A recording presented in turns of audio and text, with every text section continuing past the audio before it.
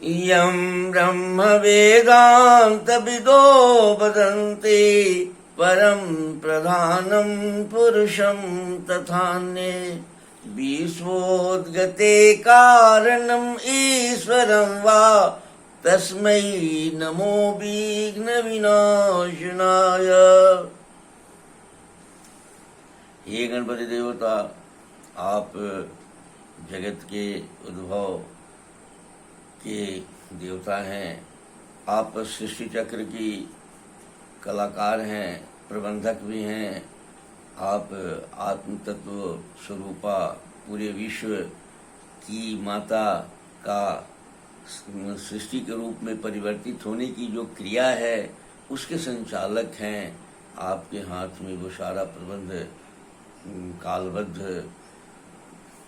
अनूठा, यूनिक, अद्वितीय, सब कुछ अद्वितीय बनाने की आपको भार सौंपी गई है। आप करते भी हैं, बनाते भी हैं। आपके बनाए गए किसी भी पेड़ के पौधे आपस में एक दूसरे से मेल नहीं खाते हैं, फिर भी मनुष्य उसको सब पत्तों को एक ही समान देखता है। मनुष्य में भी अरबों मनुष्य हो गए हैं, अब खरबों मनुष्य आगे होंगे, आज भी हैं। इन एक उसमें से एक दूसरे से किसी का कोई मेल नहीं। ऐसा अनूठा आपकी सृष्टि का निर्माण है और आपके साथ बढ़िया प्रबंधन है आपकी। और आप छोटा सा एक कठिनाई है हमारे भारतवर्ष में, वह लोग जो है अपने को स्वस्थ और अपने स्वस्थ को सुरक्षा कैसे दें और बीमार को मुक्त करने की कोशिश करें, ये इच्छाएं ही यहाँ नहीं है। इसलिए इसकी जागरूकता थोड़ा बहुत अगर दे देते तो हमारे देश के लोग स्वस्थ हो जाते। 98% व्यक्ति बीते हुए कल की घटना से आज स्ट्रेस में चले जाते हैं। आने वाले कल की समझदारी, कल की कल्पना की पूर्ति के ड्रामा में, पूर्ति के संकल्पना में भी बीमार हो जाते हैं। वर्तमान में वो प्रयत्नशील नहीं रहते हैं कि मैं अपने को वर्तमान में देखूं, बीत गया सो लौट के नहीं आएगा, इसलिए बीते हुए कल की क्या चिंता करनी है, आगे वाले का कोई सता पता नहीं है। इसलिए हमेशा किसी भी प्रकार से स्ट्रेस का कोई कारण नहीं है। जब मानसिक तनाव, मनोवैकल्य की कोई कारण नहीं है, फिर भी यह कारण सारे के सारे लोग बीमार हैं। ऐसी परिस्थिति में हे गणपति देवता, आप थोड़ा सा चेतन जगत को सक्रिय करें कि जिसमें कि हमारे देश के लोग या विश्व के लोग इस स्ट्रेस से, तनाव से, मनोवैकल्य से 98% लोग भारतवर्ष में बीमार हैं पेपर पत्रिकाओं के अनुसार। इन लोगों को थोड़ा सा स्वस्थता की ओर बढ़ें। प्रज्ञा पराधीन जायते सर्वरोगा, आयुर्वेद, होम्योपैथ कहता है कि कोई भी बीमारी मनोग्रंथियों से ही होती है। मॉडर्न साइंस भी कहता है कि मनोग्रंथियों के आधार से ही सब बीमारियां होती है।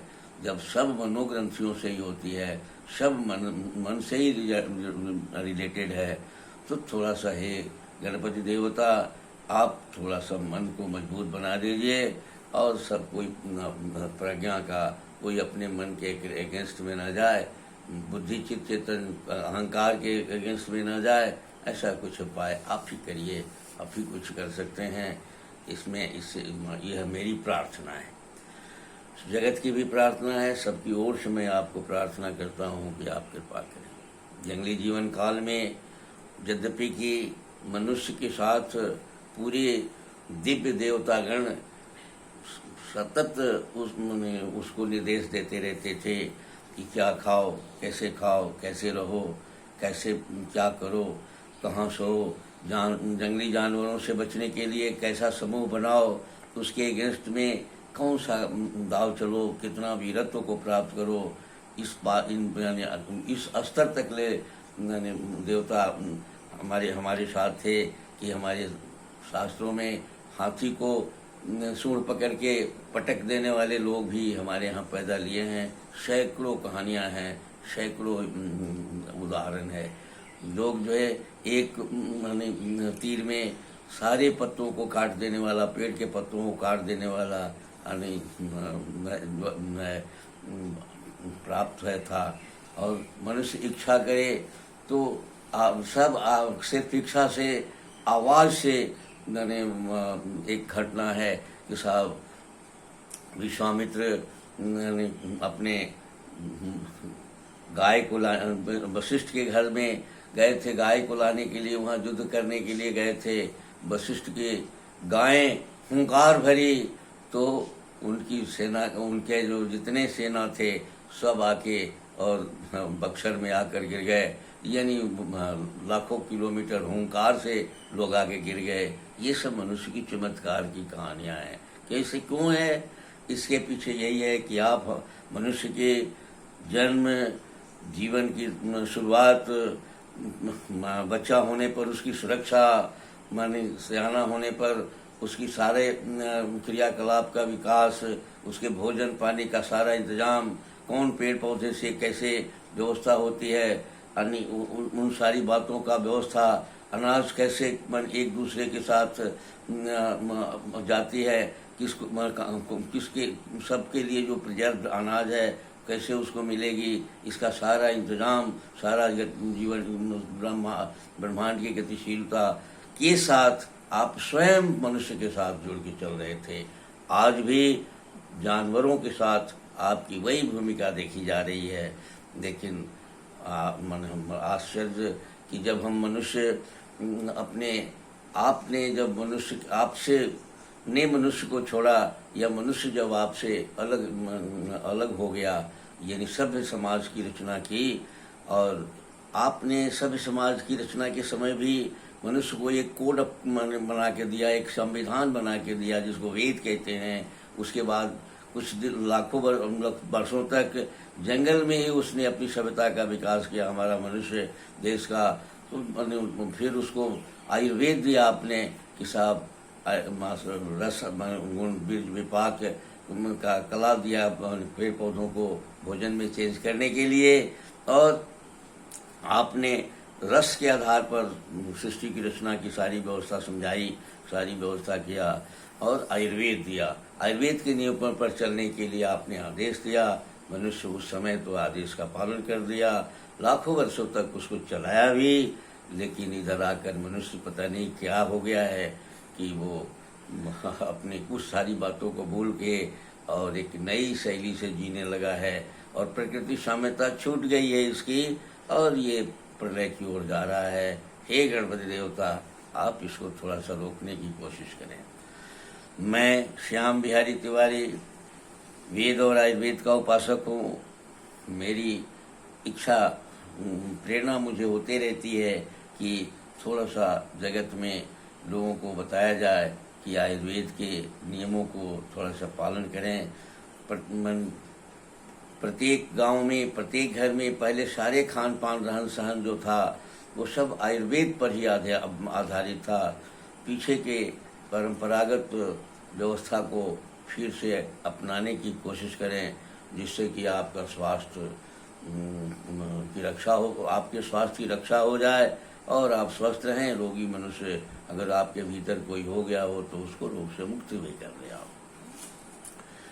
ऐसी परिस्थिति में आज के जो वैज्ञानिक स्तर से के सोच पर जो आधुनिक जीवन शैली हम लोग अख्तियार कर लिए हैं, और पुराने को हम लोगों ने सीधे सीधे कह दिया कि ओल्ड इज रोटेन, वह पूरा का पूरा सड़ा गला है। माने सब जो है अंधविश्वास पर आधारित है, सारी बातें अंधविश्वास पर आधारित है। इस तरह से करके हमने उसको नकार दिया। लेकिन वह टाइम टेस्टेड, परंपरा टेस्टेड और मनुष्य पर सारी व्यवस्था का टेस्टेड, लाखों करोड़ों वर्षों का अनुभूत माने वो खान पान रहन सहन की जो प्रवृत्ति हमने छोड़ दी, तो हम स्वस्थ हो ही नहीं सकते किसी भी कीमत पर। अब हमारी बनावट में जो है वो बनावट ये है कि हमारा शरीर इंद्रियों, तन हमारा जो है इंद्रियों के साथ बना हुआ है, और उसका संचालक मन है और सारे जगत के साथ मन का संबंध स्थापित करके और तन को बनाए रखने के लिए भोजन इत्यादि का इंतजाम करता है।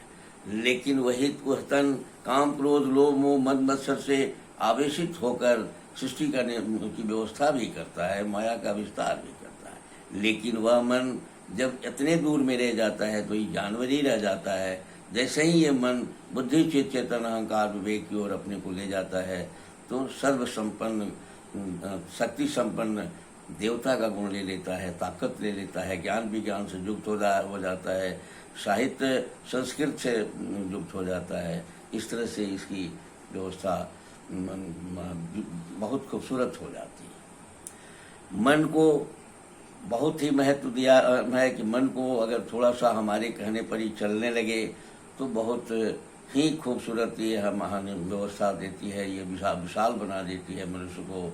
और इसी खूबसूरत बनाने के लिए हमारे शास्त्रों ने कहा कि इसको रोका नहीं जा सकता, लेकिन इसको धृति क्षमा दम अस्तेय शौच इंद्रिय निग्रह धी विद्या सत्य अक्रोध केस कसौटी पर उसी के ज्ञान पर इसको अगर ज्ञानी बनने के लिए प्रेरित किया जाए, उस तरह से अपना ही काम धाम करे तो सारे ब्रह्मांड में फैलने के योग्य हो जाएगा, बहुत ज्ञान विज्ञान से युक्त हो जाएगा, सारी शक्तियाँ इसमें आ जाएगी, बीमारी तो इसमें होगा ही नहीं, इसमें कहीं संदेह नहीं। इस तरह से हम बीमार से मुक्त होने के लिए अपने जब ईश्वरीय शक्ति से हम अपने को अलग किए, जो संकल्प लिया परंपरा की आयुर्वेद की, उस आयुर्वेद के संकल्प के अनुसार हम अपने खान पान को सुधारें और रस पर गुण पर या स्वाद पर आधारित हम खान पान को अगर व्यवस्था दें तो हम स्वस्थ रहेंगे। और मन को अगर हम थोड़ा सा अपने आदेश पर चलाने की कोशिश करेंगे तो सारे क्षेत्रों में लाभ हो सकता है। सिर्फ शरीर नहीं बल्कि हर जगह मन की ही भूमिका सारा जगह काम करती है। हम जब बुद्धि विवेक और चित्त चेतन अहंकार में विवेक में रहेंगे तो सब जगह हम बहुत सी सुप्रीम बना रहेंगे। इस तरह से अगर हम मन को अपने को बना लें तो हम बीमार भी नहीं पड़ेंगे। मन अगर दाता होता है, अध्यात्म में जुड़ा हुआ रहता है, सेवा के भाव में रहता है, तो वैसे मन प्रज्ञापराधी नहीं होता। अब प्रज्ञापराधी जब नहीं होगा तो रोगे नहीं होगा, कोई किसी भी तरह का रोग नहीं होगा उसे। इस तरह से हम लोगों को इस थोड़ी सी इस परंपरा को आत्म निरीक्षण करते हुए, अपने भीतर को देखते हुए, अपने को विचार करते हुए हमें सेवा भावी, त्याग भावी, प्रेम भावी, करुणा भावी रहना है। हम अपने जो मर्यादित समझौता है उसको तोड़े बिना भी हमारा सृष्टि का हम विकास कर सकते हैं। इंद्रियों में रह के नहीं हो सकता यह सब काम। इस तरह से आज का यह कार्यक्रम आपको मैं निवेदन के साथ कहता हूं कि आप थोड़ा सा इस पर विचार करें और अपने को स्वस्थ रहने की कोशिश करें और थोड़ा सा सेवा, त्याग, प्रेम, करुणा, स्वतंत्रता, निर्भयता के भाव को भी समझने की कोशिश करें। और उसमें जैसे ही आप सोचना शुरू करेंगे बीमारी से मुक्त हो जाएंगे आप। इसी के साथ आज का यह कार्यक्रम आपको मैं समर्पित करता हूँ। धन्यवाद।